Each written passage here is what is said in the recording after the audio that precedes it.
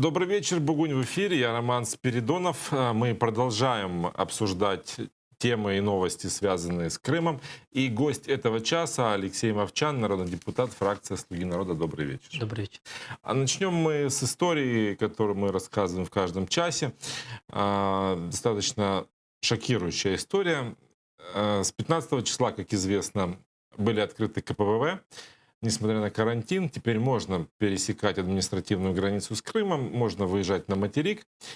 При условии, что если люди едут из Крыма на материк, то они должны установить на телефоне приложение «Действуй дома» и удалиться на самоизоляцию, то те, кто из материка заезжает в Крым, оказываются в условиях достаточно жестких. Оккупационные власти придумали для них обсервацию. Несмотря на то, что для граждан России, которые едут незаконно в Крым, эти требования отменены, для даже жителей Крыма, которые въезжают с материка, условия оказываются очень непростыми. И вот сегодня стала известна история о том, как 7 женщин попали в обсервацию в один из крымских санаториев, и они оказались в условиях, скажем так, нечеловеческих. Редакторы сейчас покажут это видео. Вот вы видите какую-то комнату, в которой стоят несколько кроватей, и там будут жить одновременно 7 человек. Тут какие-то обшарпанный пол, открытый балкон, какая-то мебель чуть ли не совковая. И вот видим людей, которые в растерянности вот осматриваются и думают, как им теперь 2 недели прожить в этих условиях. Это видео выложила мама одной из тех, кто попал в эту обсервацию. Это девочка, которая записала это видео и записала обращение к маме и не смогла сдержать слез. Давайте послушаем. Мамочка, мы приехали. Ну, это кошмар. Мы все женщины просто в одном помещении. Помещение достаточно маленькое. У нас одна ванная на всех. Просто кошмар. Ну, вот такие вот условия. Что за отношение такое, даже, собственно, к жителям Крыма, вот, к людям, которые там живут?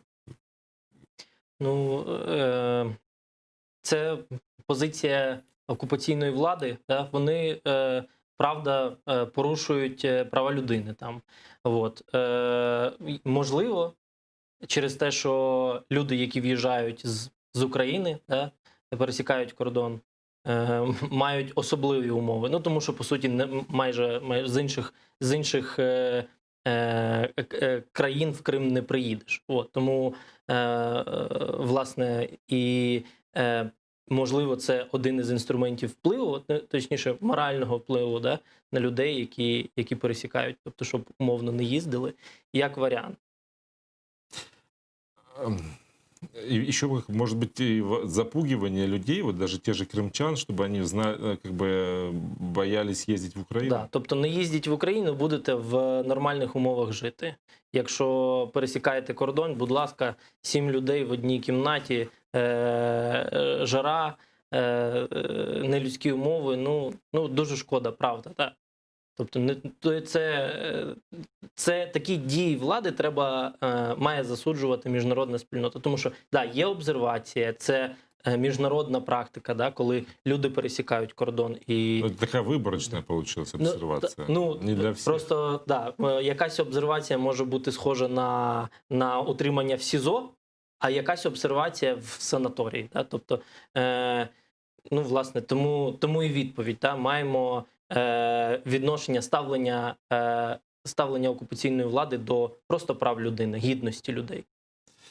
И еще момент. Если выезжаешь из Крыма, оккупанты требуют расписку, что человек обязуется не возвращаться в Крым до окончания карантина. Так что, если человек выезжает, он еще и не сможет потом заехать, если это затянется надолго.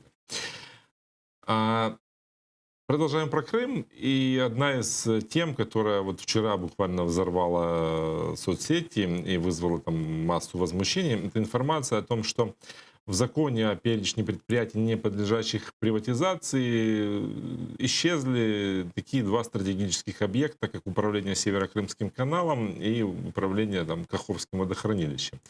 Ярослав Юрчишин, который член антикоррупционного комитета, заявил, что большинство, монобольшинство таким образом готовит почву для подачи воды в Крым.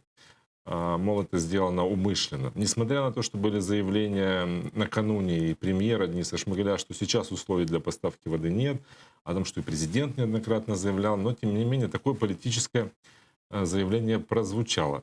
Да, закон сегодня был отклонен, и, наверное, именно потому, что там не было Северо-Крымского канала. Но как так могло получиться? Вот, ну, собственно, ответьте на обвинение Юрчишина, что монобольшинство готовит почву для подачи воды в Крым. Це маніпуляції. Чому? Значить, я є членом комітету економічного розвитку, я був відповідальний за відхилення, да, оцих от законопроєктів, які сьогодні виходили в зал. В чому логіка? Кабмін Гончарука підготував перелік підприємств, які стратегічних підприємств. І потім пішов у відставку. Відповідно до законодавства українського, якщо Кабмін пішов у відставку і не прийняті законопроекти, які він ініціював, то вони так само йдуть у відставку. Були подані альтернативні. Альтернативні не можуть по закону про приватизацію і по Конституцію, не можуть йти від депутатів. Тобто перелік стратегічних об'єктів може бути ініційований лише Кабінетом міністрів України. Тобто, де-факто, ці два документи, які ми сьогодні відхилили, вони не мали бути прийняті в принципі. Тобто якісь депутати, один із них був документ ініційований Королевською, а один деякими депутатами із «Слуги народу», тобто альтернативні. Вони подали, але це не відповідає законодавству, і ми відхилили. Крім того, щодо управління водосховищами, да, цими підприємствами, вони, в принципі, не можуть бути приватизовані в Україні. Чому? Тому що є закон України про приватизацію. В ньому є стаття, яка говорить про стратегічні категорії підприємств, да, стратегічної об'єкти. І неважливо, як вони називаються. Наприклад, можна об'єднати там кілька управлінь водосховищами в одне підприємство. Да? І якщо ми в законі про цей перелік закладемо конкретні назви підприємств, то їх можна потім реорганізувати і вивести з-під цього закону умовно. Але закон про приватизацію говорить, що об'єкти водопостачання, оці канали і там злітно-посадочні смуги, все, що гарантує Україні національну безпеку, воно не може бути приватизоване. От. Так само і залізниця, тобто шляхи, да? Вони не можуть бути продані. І тому у нас є два захисні інструменти. Це закон про приватизацію, який каже, що не можна приватизовувати, і перелік об'єктів. Перелік об'єктів ще, по суті, не поданий Кабміном Шмигаля. Тобто Гончарук пішов у відставку, його проект закону пішов у відставку, а Кабмін ще не подав. А для того, щоб подати, треба було розчистити, тобто відхилити існуючі альтернативні законопроекти. Що ми сьогодні і зробили? Ми розчистили, тепер черга за Шмигалем і його Кабмином из законопроекта. Но тот же проект тоже готовил Кабмин. Там это же не депутаты этот список составляли. Да. А кто тогда? Как так получилось, что там пропали эти два объекта? И кто этот диверсант, что их просто оттуда удалил? Ні, тобто питання в тому, що закон про приватизацію не міняли. Тобто навіть якщо немає в переліку цих об'єктів конкретної назви управління Каховським водосховищем. Там же есть пункты 100 объектов. Да. Они же есть. Є, так, абсолютно.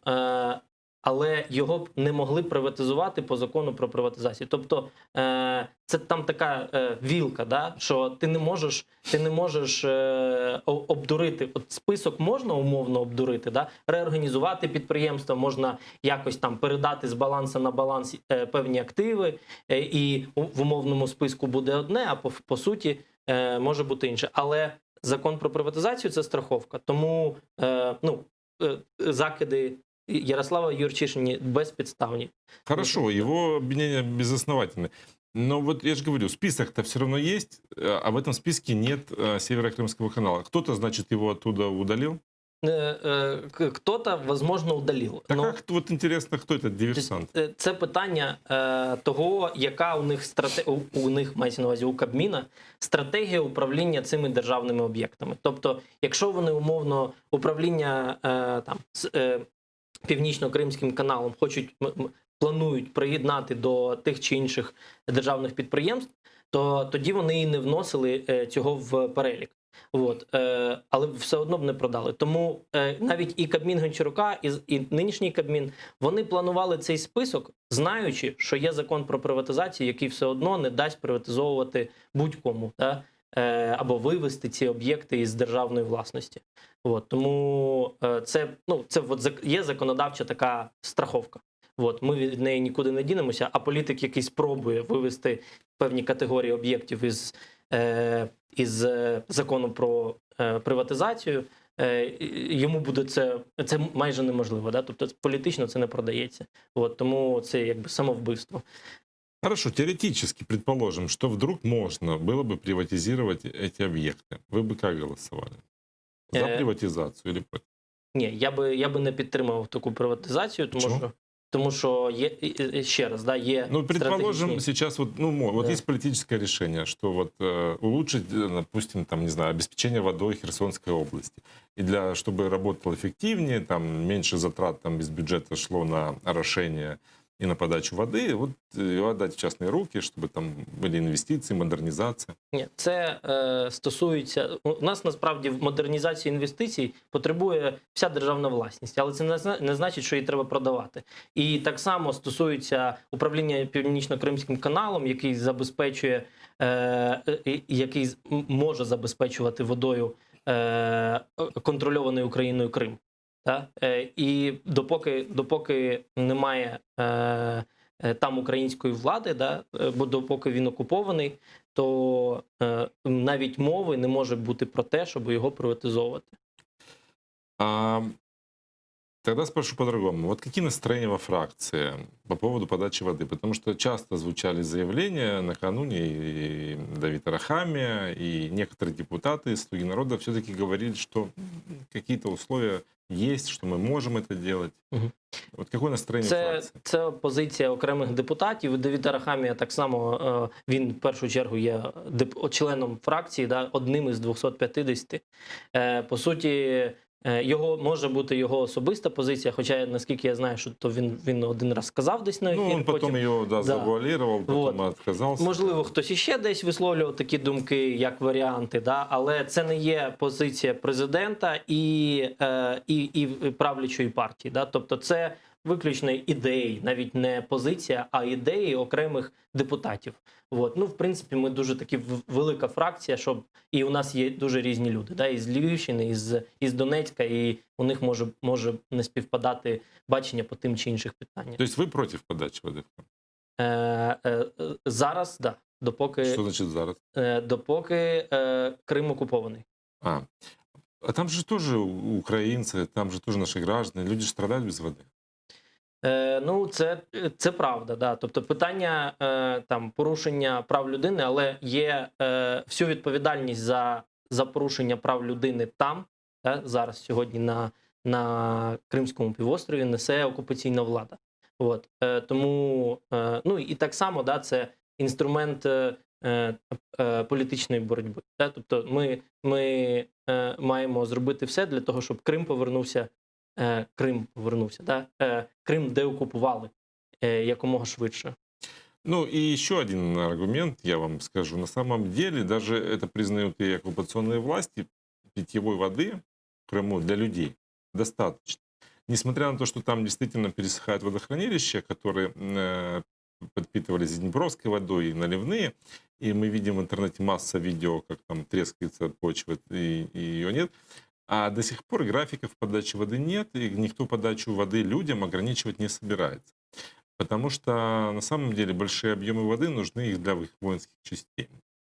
Вот это еще один аргумент, почему, наверное, не стоит продавати воду. Да, і крім того, це ще й сільське господарство, тобто частина економіки, яка працює в Криму. Тобто ми, якщо будемо підтримувати економіку окупаційної влади, то... А Україна стала сегодня, появилась информация, Украина проинформировала генерального секретаря ООН о том, что Россия игнорирует международные права, в Крыму продолжает насильственную паспортизацию, другие репрессии продолжаются жителей временно оккупированного Крыма. Вот давайте послушаем фрагмент официального письма постоянного представителя Украины при ООН Сергея Кислицы. Російська окупаційна адміністрація в Автономній Республіці Крим та місті Севастополі, Україна, продовжує свою штучну кампанію насильницької паспортизації, що є елементом репресивної політики держави-агресора відносно громадян України, які змушені жити в умовах окупації. Примушення жителів півострова отримувати російське громадянство є навмисним і цинічним елементом систематичного тиску на громадян України. Якщо ж мешканці Криму відмовляються отримувати російські паспорти, їх штучно обмежують у правах на працевлаштування, медичну допомогу, соціальні та пенсійні виплати, а також у праві володіти власним майном. Відсутність російського паспорта часто стає підставою для примусової депортації та заборони на в'їзд до Автономної Республіки Крим та Севастополя. Заявление Сергея Кислицы очень перекликается с недавним заявлением нашего МИДа, в котором тоже идет речь о насильственной паспортизации, о том, что российские паспорта украинских граждан не имеют юридической силы, не могут преследоваться. Похожее заявление сделал Антон Кореневич. Это так вот синхронно прозвучало. Вот позиция вашей фракции в этом отношении. Можно ли упрекать граждан Украины в том, что у них есть российский паспорт? Я би сказав, що, мабуть, фракція... Я не можу зараз говорити за всю фракцію. Так? Чому? Тому що так само є дуже різні позиції з цього приводу.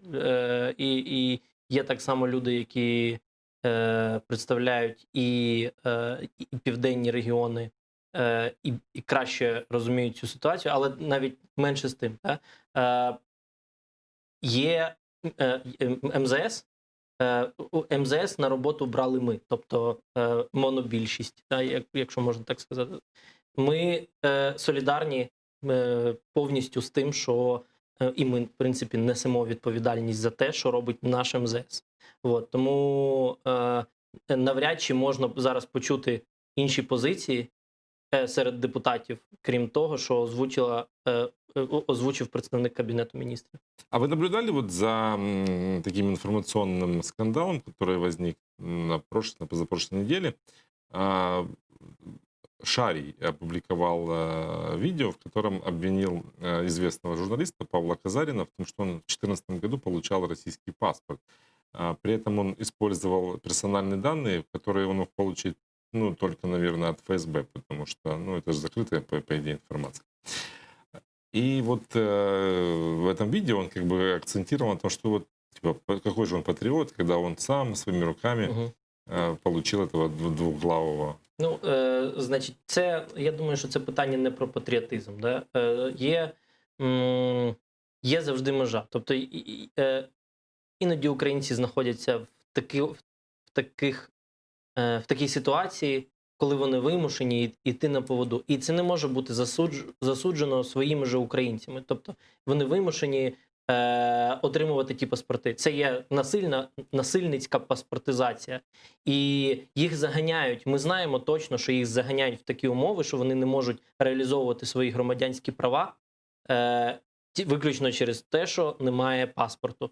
І, власне, я би не дивився на такі кейси однобоко. Да? Тобто можна і з одного, і з іншого боку зрозуміти людей, які вимушені, по суті, це робити. І те саме про Казаріна. А если говорить вообще о двойном гражданстве, как вы к этому относитесь? Да. Але тут питання не подвійного громадянства. Нет, тут, мы это уже обговорили. А если вообще говорить о том, чтобы разрешить в Украине двойное гражданство? Потенційно, я думаю, що це був би позитивний крок, але це дуже така тонка історія, з якою треба бути обережними. Це в турборежимі не приймається. Я думаю, що, по-перше, так уже ж виключен турборежим. Да. Це, знаєте, образно. Виключений давно, але це не може бути, знаєте, от, типу, першочергова реформа. Давайте підійдемо якісно до цього питання, вивчимо, зрозуміємо там всі за і проти, що нам дасть Кіпр, що нам дасть, ну, мається на увазі подвійне громадянство з Кіпром, з Російською Федерацією чи з країнами, чи з іншими країнами, іншими юрисдикціями, да, де, наприклад, можна активи ховати, маючи подвійне громадянство і так далі. Чи можна зробити так, щоб втекти від українського правосуддя. Тобто це питання міжнародників, яке має бути дуже добре вивчене, перш ніж приймати будь-які законодавчі зміни. Но ведь сегодня ничего не мешает так делать, как вы говорите. Ведь все равно есть и политики с двойным гражданством, которые получают паспорта другой страны и спокойненько прячутся от правосудия. Ну, це трошки інша історія. Це коли одна... Ведь что не запрещено, ну, в смысле, что то разрешено. То есть, если нет, вот прям нельзя, то можно. Ні, Україна не визнає інших паспортів. Та? Тобто не може бути у вас два паспорти, вона визнає лише свій паспорт. А ми говоримо про законодавчі зміни такі, коли держава Україна змогла би визнавати обидва паспорти. Та? Тобто, і це є подвійне громадянство. І багато політиків, українців, мають подвійне громадянство в тому вигляді, як ви це говорите. Тобто і там отримали, і там. Там якісь шлюби були, або там якісь умови по отриманню цих примітів, да, для проживання. Там інвестиційні є умови, коли ти можеш вкласти в якусь державу. Ви изучали этот вопрос, да? Ну, да, я трошки читав. Вот. Але, тобто, воно існує, але це таке в тіні, да? Тобто треба детінізувати. І от все, що можемо зробити, це детінізувати подвійне громадянство, але ще раз, да? Не просто так, там, давайте всі, у кого два паспорти, тепер ми вас визнаємо. Ні, давайте подивимося на питання в першу чергу на це питання через призму національної безпеки. Еще одна новость. У Украины есть шансы стать членом Североатлантического альянса, когда для этого наступит правильный момент. Об этом заявила посол США при НАТО Кей Бейли Хатчинсон во время видеоконференции. Давайте послушаем, что она сказала. Цей крок є демонстрацією, що Україна дуже важлива для НАТО. Це дозволить мати більше спільних навчань та забезпечити кращу взаємосумісність сил. Я сподіваюся, що Україна буде членом НАТО, коли настане правильний момент. Такий статус для України, як і Грузії, підтверджує, що ці країни є для НАТО найближчими партнерами. Та їм надають особливу увагу, оскільки обидві стали жертвами збройної агресії з боку Росії. В России уже отреагировали. Пресс-секретарь Путина Дмитрий Песков заявил, что это не способствует налаживанию дружеских взаимоотношений. Давайте послушаем. Ми не вважаємо, що надання Україні статусу сприяє зміцненню безпеки і стабільності в Європі. Ми завжди дуже уважно ставимось до наближення військової інфраструктури НАТО до наших кордонів. Ми змушені вживати відповідних необхідних заходів щодо забезпечення власної безпеки в зв'язку з цим. Ну, такая вот какая-то изуитская позиция. То есть Украина хочет стать членом НАТО, чтобы обеспечить свою безопасность, а Дмитрий Песков говорит, что это не способствует созданию безопасности в регионе. Но все же, что за особые условия, что за, вернее, правильный момент, о чем говорит посол? Це, по-перше, крок на зустріч. Правильний момент... Кому? Обох один до одного. Да? Це крок, який засвідчує всім, що ми ще не член НАТО, да? Але ми можемо з ним рано чи пізно стати. Ми показали вектор. Ну, тобто, і, по суті, цей вектор існує вже там певний там період часу. Ми просто рухаємося, і є результати, да? Тобто в просуванні.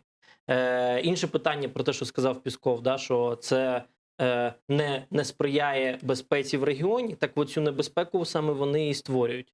Це саме Російська Федерація. І він не розуміє, що він говорить. Для них це виклик, для них це там певна поразка. І не фатальна, але тобто в цій довготриваючій геополітичній грі Російській Федерації дали ляпаса. Ну, как вы оцениваете политику, пусть даже президентов, парламентов прошлой каденции и нынешней по темпам, по качеству сотрудничества с НАТО? Я думаю, що динаміка позитивна. Порівнювати попередній парламент або попереднього президента, ну, важко, тому що вони знаходились в принципово інших умовах, ніж ми. Та? Тобто це багатовекторна, багатофакторна модель, яка є унікальною, в якій ми знаходимося і в якій знаходився попередня влада.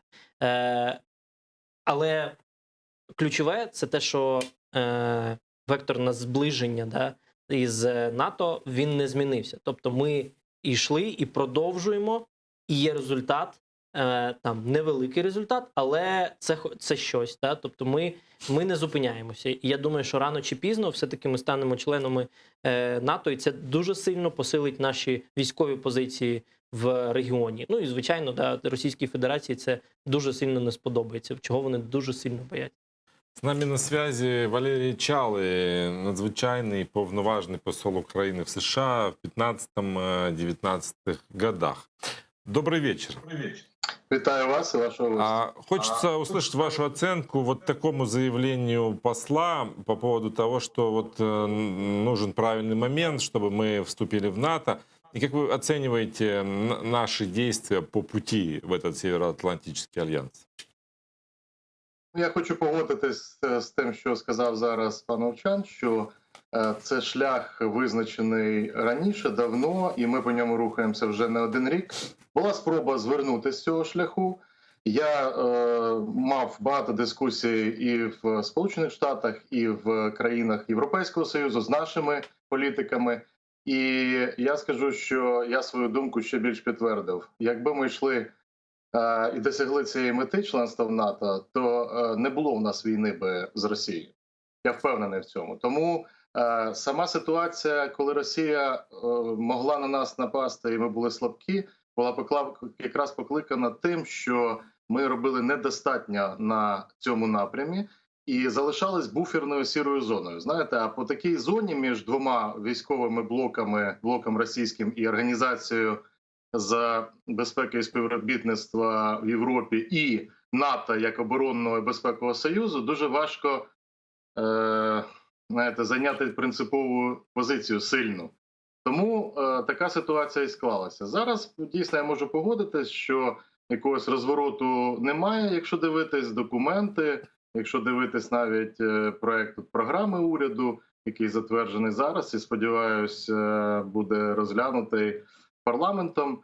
Але є при тому якісь дивні сигнали, що на папері все начебто добре, а в реалії ми бачимо деякі дзвіночки, які показують нам ситуацію, яка не співпадає з тим, що заявляється. Це я теж можу констатувати. Маю в першу чергу на увазі координацію дій влади на сьогодні. І це мається на увазі і всередині виконавчої влади ми бачимо деякі різні позиції, і всередині правлячої партії різні позиції. Мені скажуть, що це нормально.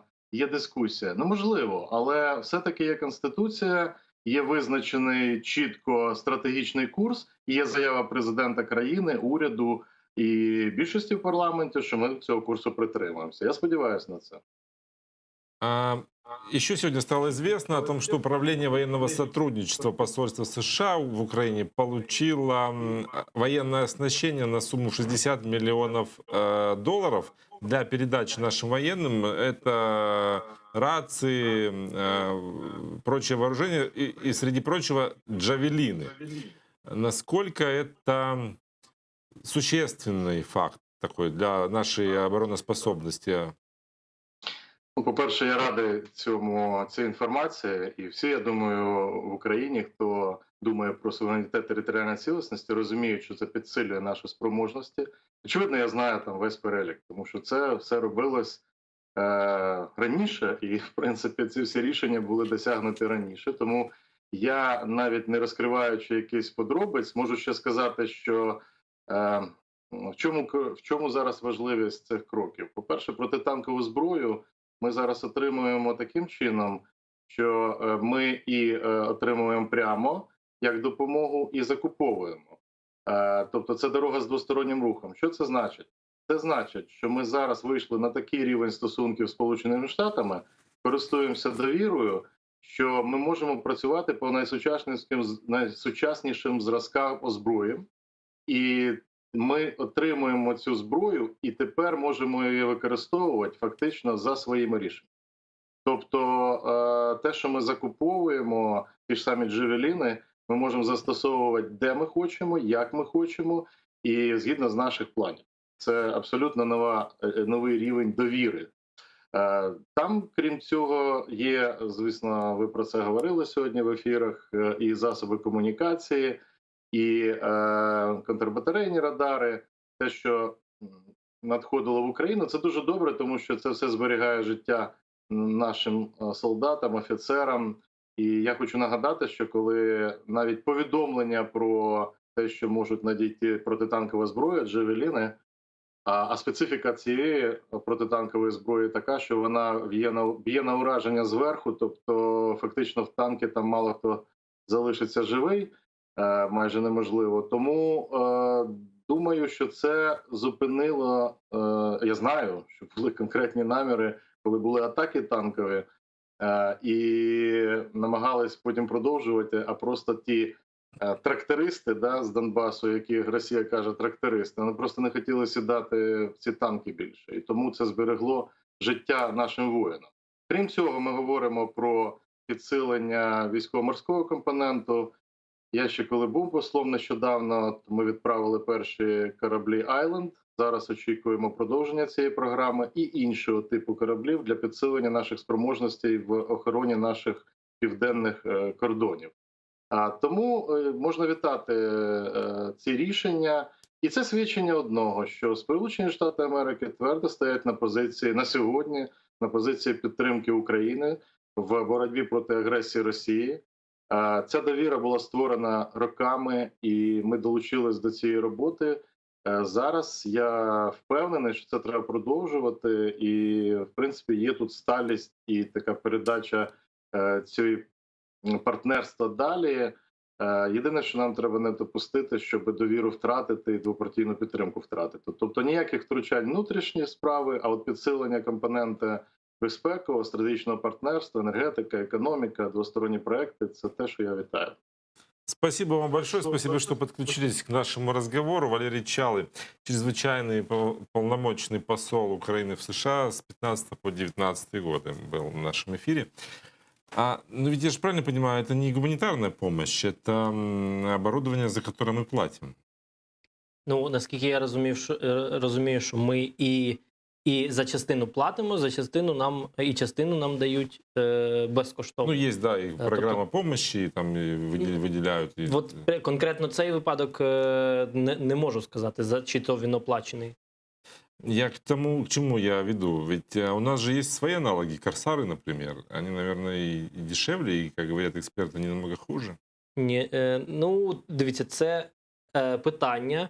Якщо, по-перше, є міжнародні домовленості. Да? Тобто, коли ми купуємо джавеліни, це значить, що умовний президент Трамп обіцяє в умовній Міннесоті робочі місця, де ті джавеліни виробляються. Це значить, що Україна не лише стратегічний партнер десь там в Східній Європі, а це ще економічний партнер, це бізнес-партнер. Тому це приносить свої дивіденди, да, користь. Тобто США не захоче від нас відмовитися в один момент, тому що ми приносимо робочі місця в умовну Міннесоту. Далі, джавеліни, ну, можливо, я не хочу говорити погано про нашу оборонку, да? Я знаю багато якісної зброї виробляється в Україні. Але джавеліни – це є світовий еталон. Тобто їх, правда, бояться. І бояться усюди в світі. Тобто питання, коли ми прокачаємо наш оборонпром до того, щоб корсари чи щось інше українське вироблялося на тому ж рівні. Це задача зараз Кабінету міністрів, ну і в нас так само, да, просувати українського виробника, в першу чергу зброї, в першу чергу в країні, яка воює. Да? Тобто ми не можемо мати погану зброю. Але тобто треба і там купувати, от, для того, щоб зберігати і стосунки з сильними партнерами міжнародними, і своїх підтримувати. Це нормальна стратегія, як на мене. Ну, раз мы уже заговорили о Донбассе, Дмитрий Кулеба, министр иностранных дел, назвал 4 красные линии, которые Украина не пересечет во время переговоров по возвращению Донбасса. Вот давайте послушаем, что сказал Дмитрий Кулеба. Я можу вам озвучити червоні лінії, які ми не перетнемо у переговорах щодо Донбасу. Перше – це прямий діалог з ЛДНР. Друге – ми будемо вимагати встановлення Україною контролю над кордоном і ніколи не відмовимось від цієї ідеї. Третє – жодні вибори не відбудуться на окупованих територіях Донбасу в присутності окупаційних російських військ або незаконних збройних формувань. Четверте – ми прагнемо реінтеграції окремих районів Донецької і Луганської областей, але не за російським сценарієм, коли вони матимуть якесь право вето на загальнонаціональні рішення у складі України. Да, это про красные линии мы говорим давно. Дмитрий Кулеба их еще раз обозначил. Но есть ли какой-то прогресс в этих переговорах минских? Ну, я хочу сказати, що нормальна позиція нормального проукраїнського міністра. Я дуже, дуже радий. Значить, прогрес, ну, можна говорити, про прогрес можна говорити тоді, коли Україна, да, тобто ми будемо контролювати українські кордони повністю. От це буде прогрес. Тобто зараз, знаєте, вони постійно зустрічаються в тристоронній контактній групі, там 2-3 тижні тому включили представників від окупованих територій з українського боку. Да? Там це один із інструментів, один із таких собі трюків, я би сказав, да? Який я також підтримую. Трюк? А ми побачимо. Тобто, я думаю, що ми йдемо по правильному шляху. Ми посилюємо свої позиції на міжнародній арені. НАТО, США, сильні союзники із Заходу. І ми продовжуємо, і ми не відмовляємося від діалогу, да, в тристоронній контактній групі чи нормандського формату. І цей діалог відбувається саме на українських умовах. От, тобто нас не змусили вести переговори, да, як хотілося дуже довго Путіну вести переговори із бойовиками. Ми все ще ми відстоюємо українські інтереси, при цьому посилюючись підтримкою Заходу. Как вы оцените, кто доминирует в этих переговорах? У кого инициатива сейчас? Я би сказав, що це схоже на гру в футбол. От. Немає, допоки не забитий гол, все ще, як це, можна ділити там на 2, на 3, да? Будь-які дії, будь-які заяви. Тому це один із ходів, які ми використали. Або, можливо, ні. Можливо, це більше в шахи.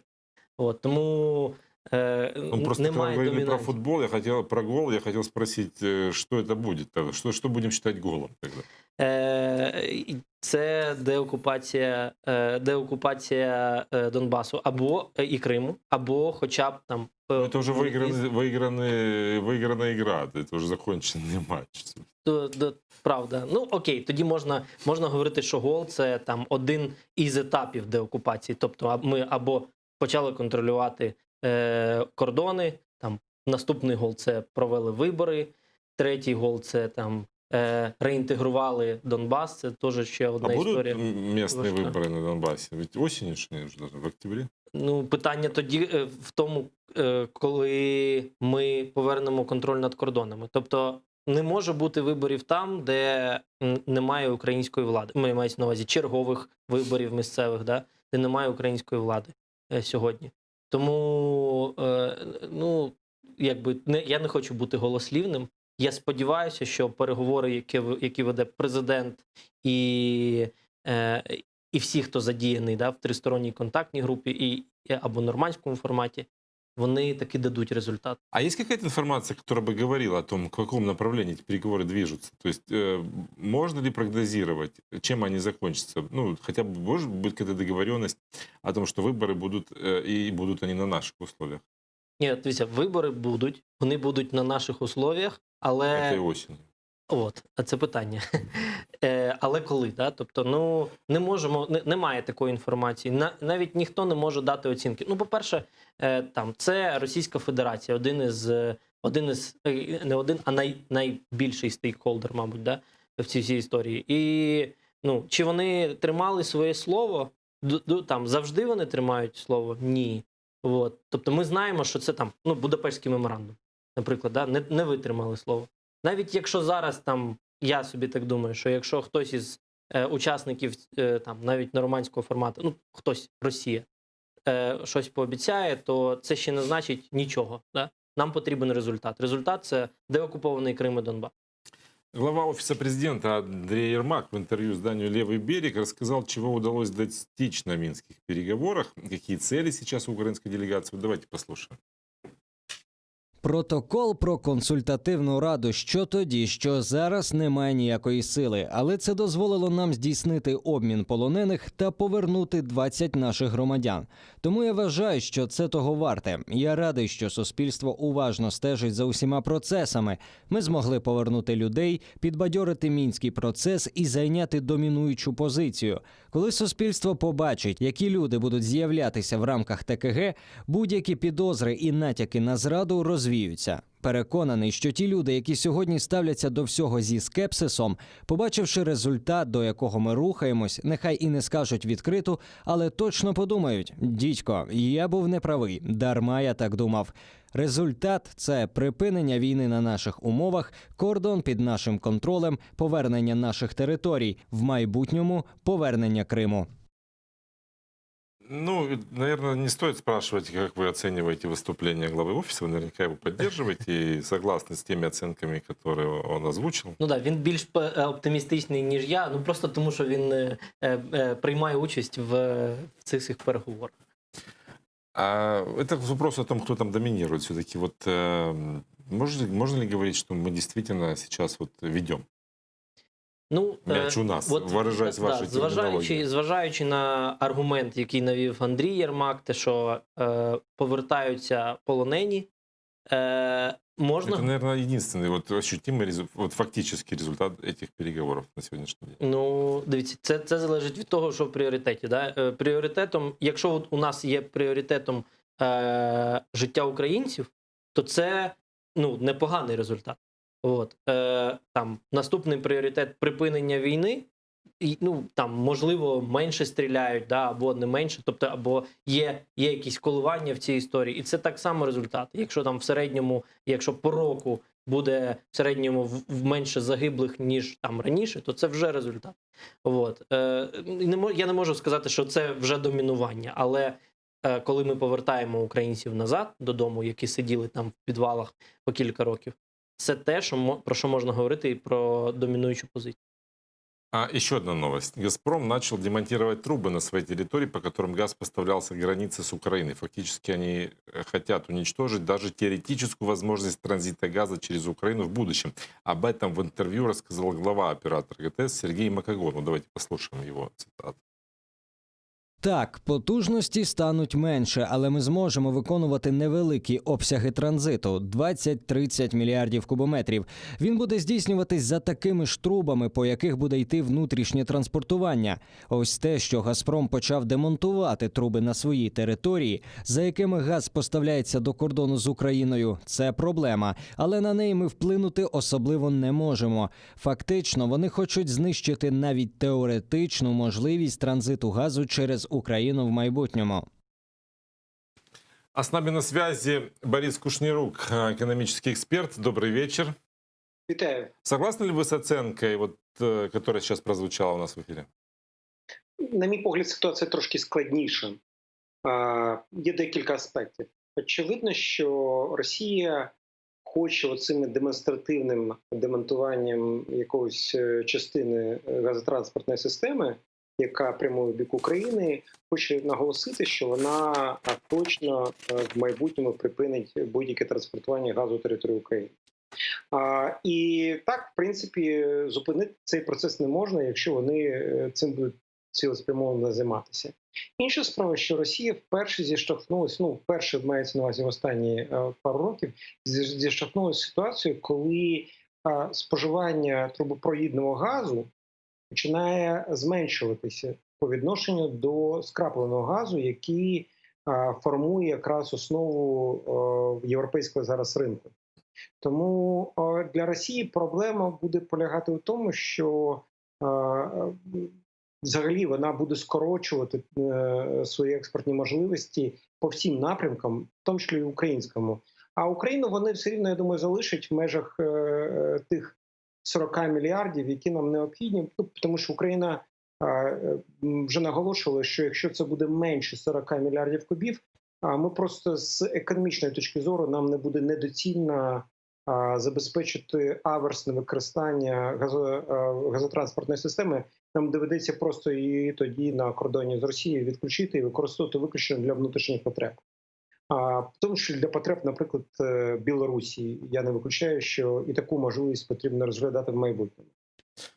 Тому зараз це не актуально. 5 років вони будуть це робити відповідно до тих зобов'язань, які у них є по угоді. Але, знаєте, за нинішніх умов 5 років – це досить значний проміжок часу. За цей період може відбутись дуже багато змін в політиці, в тому числі і європейській, і самої Росії.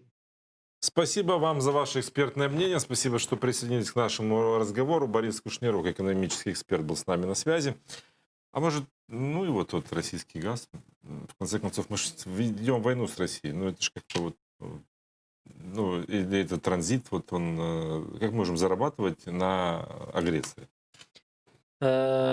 Зарабатувати, насправді на агресорі треба заробляти. Да? Тобто ми говоримо про те, що вони є,